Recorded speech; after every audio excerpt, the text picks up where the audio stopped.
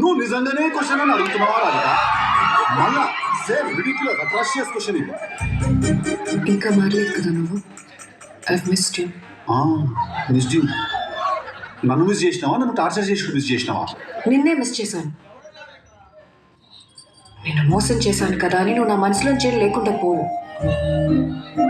మన ఇద్దరి గురించి ఆలోచించాను. మన ఇద్దరు స్టోరీ వేరేలా ఉంటే బాగుండేదేమో అని అనుకోని రోజు లేదు. అవును, కూడా నింటే ఏమనుకుంటాడు తెలుసా? పాపం ఈ పిల్లగాడు వాళ్ళ ఇంటర్ కాస్ట్ ఇష్యూస్ వల్ల వాళ్ళ తల్లిదండ్రులు ఒప్పుకోకపోతే వాళ్ళు పాపం ఈ ఇట్లా విడిపోయినా మన ప్రేమికులు అనుకుంటాడు వాడు. లేదు నీకేమైనా మెమరీ లాస్ ప్రాబ్లం ఉన్నదా? మనమేం అనివార్య కారణాల వల్ల విడిపోలేదు మనం.